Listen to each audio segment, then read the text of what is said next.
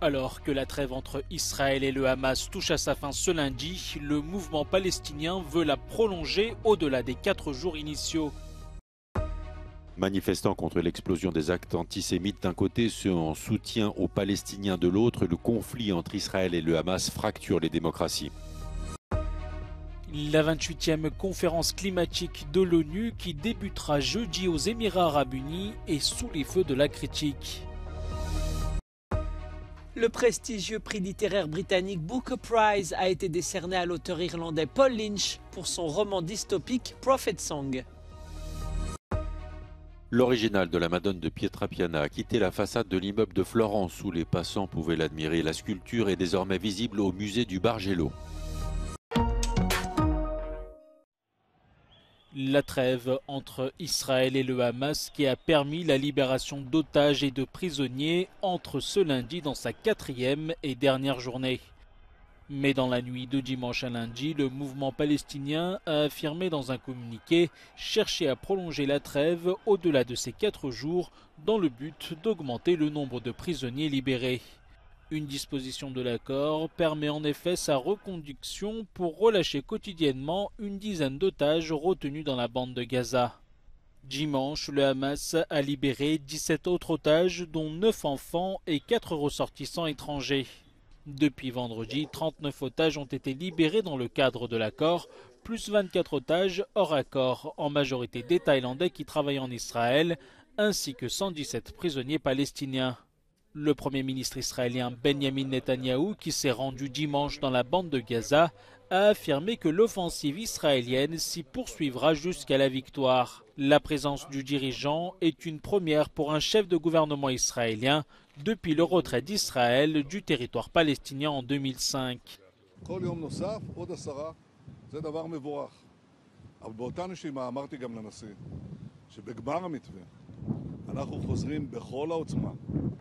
Grâce à l'accord, de longs convois d'aide internationale ont continué à entrer depuis l'Égypte dans la bande de Gaza assiégée et dévastée.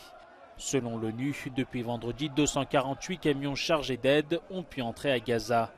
Pendant ce temps, des milliers d'habitants de Gaza déplacés ont profité de la trêve pour tenter de rentrer chez eux dans le nord.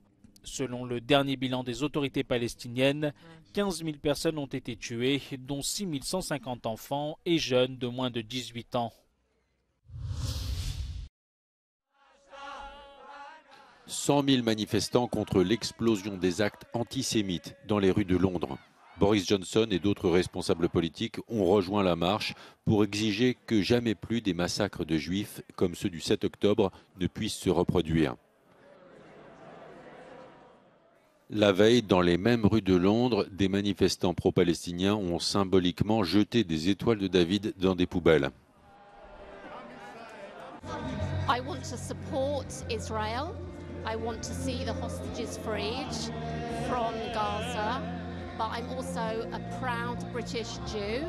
I love living in this country and I want it to be a safe place for all Jews. Recently there's been lots of attacks and intimidation in the wake of recent events, and it's just nice to show that everyone in the UK does have Jewish people's back and we're not alone. A l'inverse, en Espagne, à Barcelone et Mérida, plusieurs centaines de personnes ont marché pour exprimer leur soutien aux Palestiniens. Sur certaines pancartes, des manifestants dénonçaient ce qu'ils disent être un génocide dans la bande de Gaza. En référence aux tueries du Hamas le 7 octobre, d'autres banderoles assuraient que la résistance n'est pas du terrorisme. Está siendo masacrado una vez más por el Estado de Israel. En poco más de casi 2 meses, más de 15.000 personas han sido asesinadas, 6.000 de ellos niños y niñas. Como seres humanos tenemos que tener una respuesta porque esta situación es insoportable. Le Hamas indique vouloir poursuivre la trêve et continuer de libérer au compte-gouttes les otages prisonniers dans la bande de Gaza. À ce jour, la plus jeune des otages libérés s'appelle Abigail. Elle a 4 ans. Ses parents ont été assassinés par les terroristes le 7 octobre. La 28e conférence climatique de l'ONU qui se tiendra du 30 novembre au 12 décembre aux Émirats arabes unis est annoncée comme l'une des plus grandes COP jamais réunies.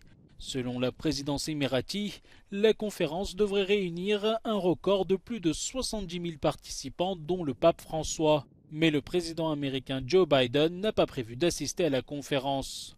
Le choix d'organiser la COP28 à Dubaï est beaucoup critiqué par les défenseurs de l'environnement qui veulent des actions concrètes pour lutter contre le réchauffement climatique. Key part of the wider criticism of the Emirates hosting COP28 has been the fact that they're a major oil producer. Now, they produce some 4 million barrels of crude oil a day. That is crude oil that then goes on into the global market and is burned and causes those emissions that fuel climate change.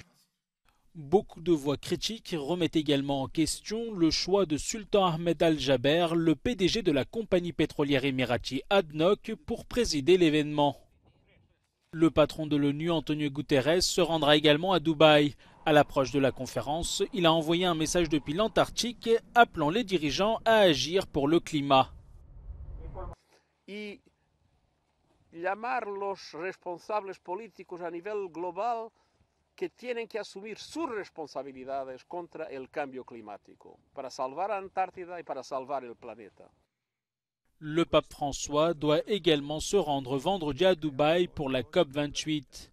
Il doit prononcer un discours très attendu dans lequel il devrait dénoncer l'inaction des pays concernés et les inciter à réduire de façon draconienne leurs émissions de gaz à effet de serre.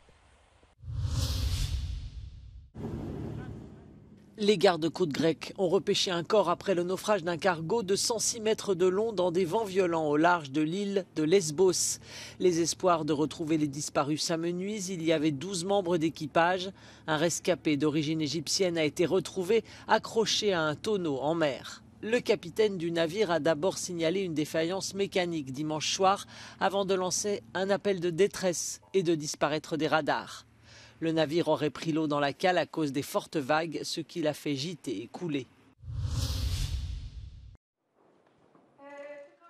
L'ancien patron de la compagnie aérienne Air New Zealand, Christopher Luxon, a officiellement pris ses fonctions de Premier ministre du gouvernement de coalition néo-zélandais. Revenant sur une loi de la première ministre précédente, Christopher Luxon a confirmé qu'il abrogera les lois anti-tabac. Jacinda Ardern avait fait voter l'an dernier une interdiction générationnelle de fumer, interdisant la vente de cigarettes à toute personne née après 2008.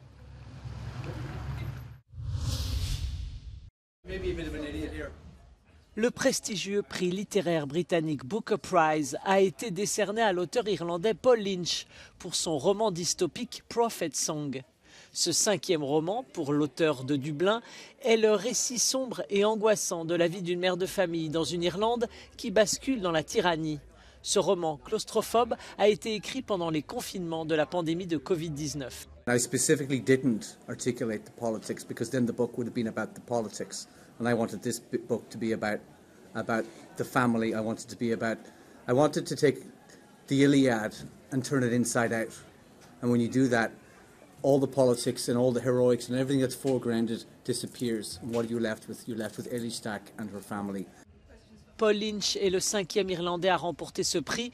Le Booker Prize est l'une des récompenses littéraires les plus prestigieuses du monde qui salue des œuvres de fiction en anglais.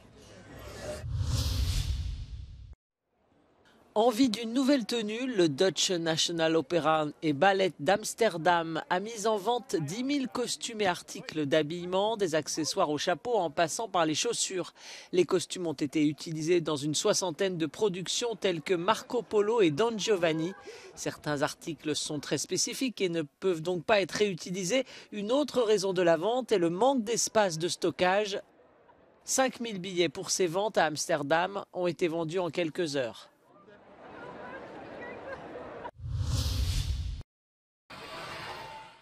La Madone de Pietrapiana ravit toujours le regard des passants de Florence, mais c'est une copie. Pendant des siècles, l'œuvre originale de Donatello rassurait par sa présence les habitants de cette petite rue du centre de la grande ville du nord de l'Italie. Les passants ne savaient pas que le 38 de la rue Pietrapiana abritait un chef-d'œuvre du maître italien de la Renaissance. La Madone de Pietrapiana a été attribuée à Donatello en 2009. Les copropriétaires de l'immeuble ont alors conservé l'original dans un entrepôt et commandé une copie du bas-relief pour ne pas priver les passants de sa présence. Erano legate affettivamente a quest'opera e comunque quest'opera faceva parte del condominio. Chiunque camminava per queste vie di Firenze poteva vedere e si trovava davanti un Donatello, che era una delle particolarità di Firenze. Donatello a sculpté la Madone de Pietrapiana il y a plus de 600 ans.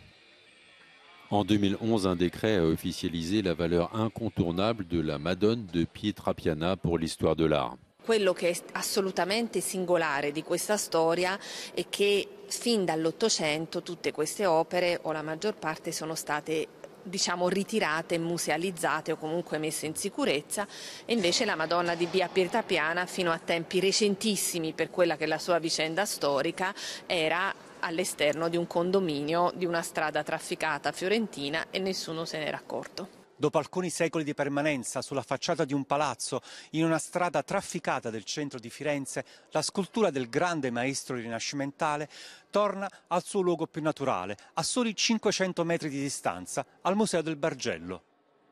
Dans cette salle du musée de Bargello, la Madone témoigne de la richesse de l'œuvre de Donatello. Donatello partecipa con Brunelleschi e Ghiberti alla riscoperta della terracotta come la lavoravano gli antichi romani, leggendo le fonti, ma soprattutto per realizzare opere anche di grandi dimensioni, e quindi aveva una grande abilità di proprio modellazione. Il y a quelques semaines, le ministère italien de la Culture a acquis la Madone de la rue Pietrapiana pour 1,2 million €.